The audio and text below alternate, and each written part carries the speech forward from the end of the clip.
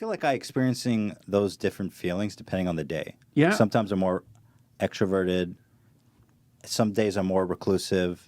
Is it generally... That's probably volatility too. It's like variation in mood. Yeah. Right, yeah. Yeah. So have you ever had periods of depression?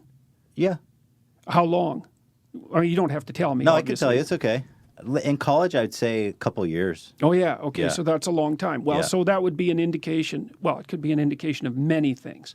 But that's often associated with higher levels of trait neuroticism. Because you see, it isn't obvious how much negative emotion you should feel. Like, let's say you wake up in the morning and you have an ache in your side. It's like, well, is that nothing or cancer? Well, you don't know. Like, you shouldn't jump to the whole cancer conclusion. Right. But Ethan would. Immediately. well, but you can't tell, eh? Like, it's not necessary. Like, and you think, well, if it is cancer and you miss it, well, that's not so good. Yeah. So sometimes there's some utility in being on edge all the time, especially in a dangerous environment. Yeah. Yeah. Okay, so the next dimension is conscientiousness, and conscientious people are industrious, and so they're guilty if they're not working. They have to work. Yeah, I have that. me. You're like that. Me Yeah, too. you It's brutal. It's awful. I brutal. hate it. Yeah. Because I'm very self-aware of it. Like, I feel like I can never relax. Right. And I feel like I never got anything done.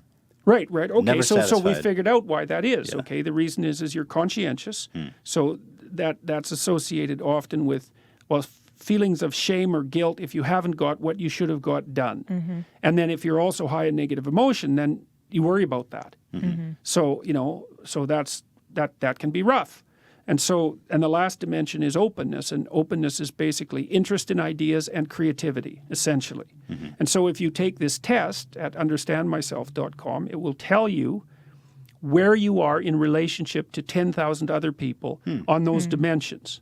And it's useful for we're going to make a couples version of it so that you'll get we haven't got it up yet, so you'll have a report saying, well, you're really orderly and you're not, and so you're going to have tension in your relationship because the orderly person is always going to be annoyed by your disorderliness and end up cleaning up after you all the time.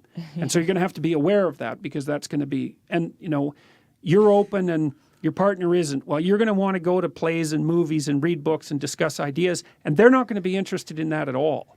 And you kind of think of those as opinions, but they're really deeply rooted. No, it sounds... So, are we doomed to just possess these characteristics that we hate about ourselves, even if we're self-aware of it? How do you address these issues of self-improvement? Okay, well, people get more conscientious and less neurotic and more agreeable as they get older. So you could think about that perhaps as the development of wisdom. I also think that you can learn the opposite traits through practicing micro habits. So, for example, in my clinical practice, I've often had introverted people who need to act in an extroverted way in order, say, to be successful lawyers, because they have to go out and drum up business. They have to meet with people. Right. And they can learn the habits of an extroverted person, but they have to learn them from the bottom up. It's not natural to them. And if you're not very conscientious, for example, like a schedule is learning how to use a schedule and then learning how to stick to it can be really useful, as can making a life plan. I feel like I've gone through that with our YouTube channel and the podcast, because I was usually not in front of the camera, and I'm very uncomfortable with it, and so I've learned how to be more extroverted, I think. Yeah. By like being on video and Sheer will of force. Yeah. Well, I've watched a number of your videos, and you're clearly more introverted than Ethan, and I can see I can see it in your body language, because you kind of pull back and you're more hesitant to jump into a conversation. Yeah. And but you have a fair bit of positive emotion. You smile a lot. so that's that might also make it somewhat easier. But my guess is you're far lower in assertiveness than Ethan. So See, that's interesting. You can be pretty. She could be pretty scary. It's that Israeli in her. yeah. But in public or in private? If It depends. Don't push her. Yeah. It could be in public. Yeah. Depends. Yeah. what Well, you're it'd be doing. interesting. See, I want to take the test, because my Yeah. issue is like, I'm aware of my flaws. I'm aware of the things that drive me crazy, but I'm not really sure how to improve it. Right? I don't know. Maybe that's the problem, is that I don't know how to instruct myself to to improve. Well, one of the things, okay, so I have this other program that's the future authoring program I mentioned. Okay, so the way it works is that it first of all asks you to think about your life along 6 or 7 dimensions. Okay, so here's the idea. Imagine you were treating yourself like someone you were taking care of, someone you loved and you were taking care of. Okay, so you want the best for you, whatever that is. So it's not like magic wishes. It's nothing like that. It's you're taking care of yourself like a responsible person. Okay, so then it asks you, write a bit. 3 to 5 years down the road, what do you want your friendship network to look like? How do you want your intimate relationship to be going? Or what should it look like? How are you going to stay educated? How are you going to handle temptations of drugs and alcohol? Are you going to keep yourself healthy mentally and physically? What are your career goals? And what are you going to do with life outside of work? So if you could have what would be good for you, just what would that look like? Okay, people aren't encouraged to take the time to think that through, and it really matters if you think it through. Yeah. Okay, so then it says, okay, now you've warmed up. Write for 20 minutes about what your life could look like in 3 to 5 years if it was going the way that you wanted it to go. So it'd be good for you. Be good for you, good for your family, good for society. Like it'd be good. You need a vision.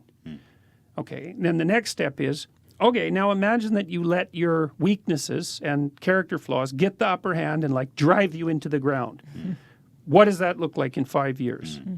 So that's like a horrific vision, right? And so that's a good thing because now you got something to run away from. And so if you're anxious, having something bad to run away from is really motivating because you think, well, like maybe I should watch what I eat. It's like, yeah, well, I'd look better. That's not enough motivation.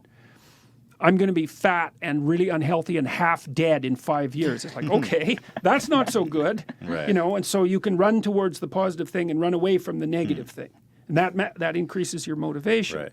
And then in the next part, you're asked to make that into a detailed and articulated plan.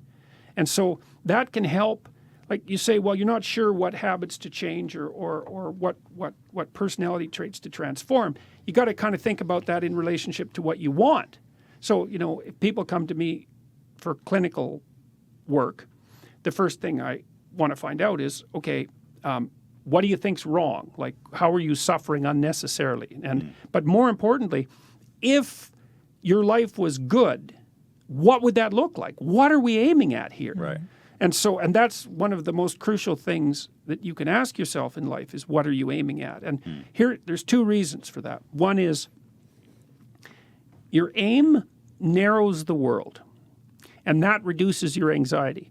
You know where you stand and where you're going.